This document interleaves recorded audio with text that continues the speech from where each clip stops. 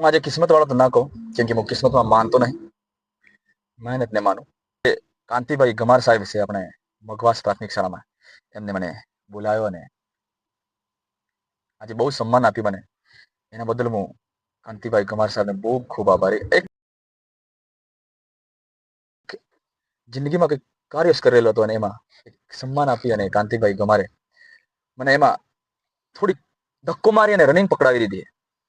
આના બદલ હું ખૂબ ખૂબ આભારી હું કાંતિભાઈ ગમારનો. જીવન એટલું આસાન નહીં હતું.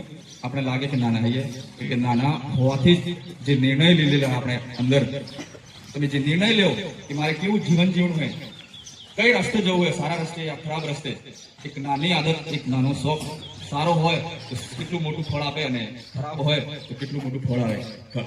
સારા કાર્ય કરો તો તમે એક દિવસ સારું કાર્ય કરો, એક અઠવાડિયામાં સારું કાર્ય કરો, એક મહિનો સારું કાર્ય કરો, 1 વર્ષ, 5 વર્ષ, 10 વર્ષ, 25 વર્ષ, 30 વર્ષ, ત્યારે કેટલા બધા સારા કાર્યો થઈ જાય.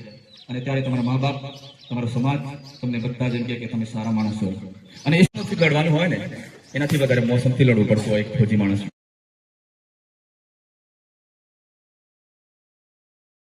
હકીકતની વાત કહું તો સમાજ ઘણો બધો એવો વિચારી રહેલો હોય કે ફોજી લોકો હંમેશા દારૂ જ પીએ.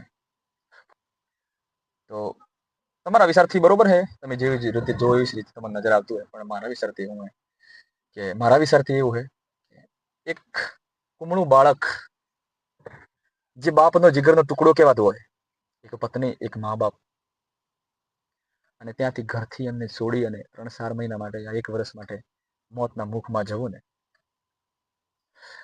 મારા વિચારથી એ દુઃખ દૂર કરવા માટેની દવા પણ હોઈ શકે એમ. અને તમને એવું લાગે ને કે પોલીસ લોકો કે આ પૈસા ખાય આમ ખાય તેમ, તો એમાં તમારે થોડુંક એ પણ જોઈ શકાય કે હકીકતમાં તમે બી સાચા હો યા નહીં એમ.